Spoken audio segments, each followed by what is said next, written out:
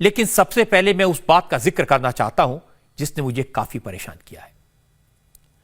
यह राहुल गांधी का वो बयान है जिसमें उन्होंने भारत माता का अपमान किया है, हमारी फौज का, हमारे बहादुर जवानों का अपमान किया है। जिस मिट्टी की हम पूजा करते हैं, जिसे अपनी मां मानते हैं, राहुल गांधी ने उस मिट्टी का मान भी नहीं रखा। प्रधानमंत्री नरेंद्र मोदी के खिलाफ बोलने के चक्कर में, अपने डायलॉग्स पर कांग्रेस के कार्यकर्ताओं से तालियां बटोरने के चक्कर में राहुल गांधी ने कहा कि दुनिया भर में हिंदुस्तान अकेला ऐसा मुल्क है जिसकी जमीन पर कब्जा हुआ है। राहुल गांधी ने कहा दुनिया भर में हिंदुस्तान अकेला ऐसा देश है जिसकी 1200 किलोमीटर जमीन पर चीन ने कब्जा कर लिया है। उन्होंने कहा चीन की फौज भारत की सीमा में घुस आई है लेकिन हम कुछ नहीं कर पाए। मैं हैरान हूं, जिस पार्टी ने देश पर 60 साल तक राज किया हो, उसका एक बड़ा नेता इस तरह की बात करे। जिस परिवार की 3-3 पीढ़ियों को इस देश पर शासन करने का मौका मिला हो, उस परिवार का वारिस क्या इस तरह देश का अपमान कर सकता है? राहुल गांधी का बयान सुनकर मुझे आश्चर्य हुआ, दुख भी हुआ। इसीलिए मैंने आज राहुल गांधी का यह बयान आपके साथ शेयर करने का फैसला किया।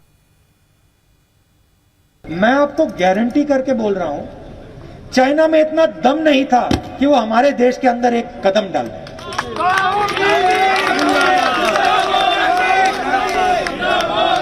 आज देखिए, बात समझिए। दुनिया में एक ही देश है, आज पूरी दुनिया में एक ही देश है जिसके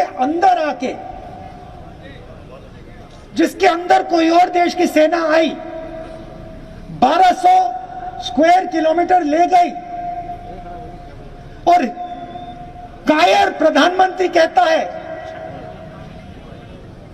कि इस देश की जमीन किसी ने नहीं ली। एक ही देश है भैया, पूरी दुनिया में एक ही देश है जिसकी जमीन हड़पी गई है, हिंदुस्तान। और ये अपने आप को देशभक्त कहते हैं।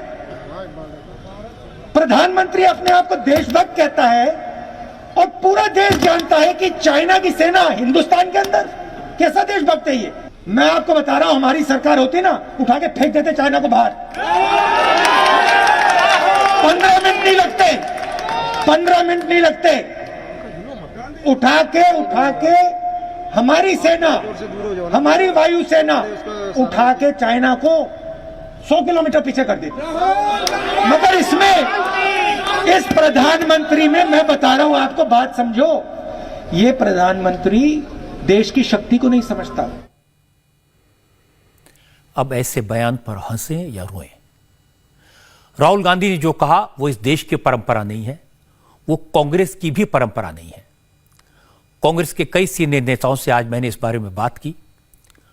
उन्होंने कहा सरहद के सवाल पर, देश की अखंडता के सवाल पर, फौज के सवाल पर, देश के स्वाभिमान के सवाल पर ऐसा बयान कांग्रेस का बयान नहीं हो सकता।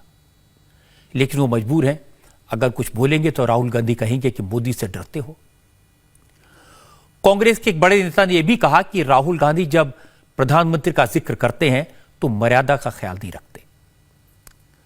प्रधानमंत्री को कायर कहना, उनकी देशभक्ति पर सवाल उठाना, यह भी कांग्रेस की परंपरा नहीं है। और यह बात सही है कि राहुल गांधी कभी कहते हैं नरेंद्र मोदी कायर हैं, नरेंद्र मोदी डरपोक हैं, मोदी कहता है, मोदी बोलता है, मोदी में हिम्मत नहीं कि आंख में आंख डालकर बात कर सके। लेकिन एक बार नरेंद्र मोदी ने कहा था, मुझे चाहे जितनी गालियां दे लो, मेरा चाहे जितना अपमान करो, लेकिन देश का अपमान मत करो। मैं भी ये कहता हूं कि राहुल गांधी नरेंद्र मोदी की आलोचना करें, यह उनका अधिकार है, सवाल पूछें, उनका हक है। लेकिन देश की एकता और अखंडता पर सवाल उठाना, यह देश का अपमान है, भारत माता का अपमान है। यह वो कैसे कर सकते हैं? हमारे यहां तो कहा गया कि जननी जन्मभूमिश्च स्वर्गादपि गरीयसी। हमारी जो धरती माता है, यह स्वर्ग से भी बड़ी है, महान है। हमारे लिए भारत माता कोई जमीन का टुकड़ा नहीं है, यहां की मिट्टी हमारी मां है। इसका अपमान बर्दाश्त नहीं किया जा सकता। कोई राहुल गांधी से पूछे उन्हें यह ज्ञान कहां से मिला? किसने बताया कि चीन ने हमारी 1200 किलोमीटर जमीन पर कब्जा कर लिया और हमारी फौज देखती रह गई? किसने राहुल गांधी को बताया कि चीन की फौज हमारी सरहद में घुस आई और हमारी फौज ने उसे रोका नहीं? इस सरकार ने नहीं कहा, यह सेना ने नहीं कहा, फिर राहुल गांधी को कहां से पता चला? क्या फिर से रात के अंधेरे में वो चुपचाप चीन के एम्बेसडर से मिलने गए थे? क्या चीन ने उन्हें जानकारी दी? राहुल गांधी ये भी बता देते कि उन्हें यह किसने बताया कि चीन ने हमारी जमीन पर कब्जा कर लिया है और हम कुछ नहीं कर पाए? राहुल गांधी को गलवान में हमारे 20 बहादुर जवानों की शहादत को नहीं भूलना चाहिए। यह भी नहीं भूलना चाहिए कि मातृभूमि के एक एक इंच की रक्षा के लिए हमारे बहादुर जवान -50 डिग्री टेम्परेचर में बर्फ के बीच अपनी जान की बाजी लगाकर दिन रात पहरा देते हैं, देश की रक्षा करते हैं। हम कभी सोच भी नहीं सकते कि हमारे ऐसे बहादुर जवानों के रहते देश की 1 इंच जमीन भी कोई दुश्मन ले सकता है। बात तो उल्टी है। आज चीन को इस बात की परेशानी है कि भारतीय फौजें सरहद पर डोमिनेटिंग पोजीशन में हैं, उन चोटियों पर बैठी हैं जहां से वो चीन पर नजर रख सकती हैं। इसलिए हमारे देश के बहादुर जवानों को, हमारी फौज को बार बार सलाम करना चाहिए। उनकी शक्ति पर, उनकी ताकत पर, उनके बलिदान पर भरोसा रखना चाहिए। देश प्रेम क्या होता है, शहादत क्या होती है, देश के लिए, भारत माता के लिए देश के बच्चे बच्चे के दिल में क्या भावना है, यह जानने के लिए राहुल गांधी को यह वीडियो देखना चाहिए जो मैं आपको दिखाऊंगा। छोटा सा वीडियो है। एक सैनिक का छोटा सा बेटा अपने शहीद पिता को तिरंगे में लिपटे देखकर, उनके शव को देखकर रोता नहीं है। वो पिता की शहादत को सलाम करता है, पिता के पार्थिव शरीर के सामने खड़े होकर भारत माता की जय का नारा लगाता है।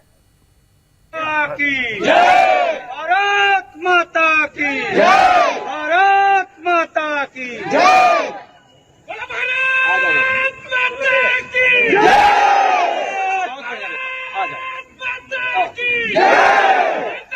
की जय, भारत माता की जय, भारत माता की जय, भारत माता की जय।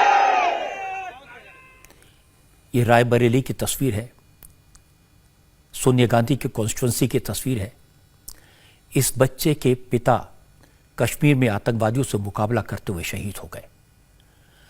कल जब शहीद का शव गांव में पहुंचा तो हजारों लोग बहादुर शहीद को सलाम करने पहुंचे, लेकिन जब छोटे से बेटे ने पिता को आखिरी सलामी दी तो लोग की आंखें भर आई।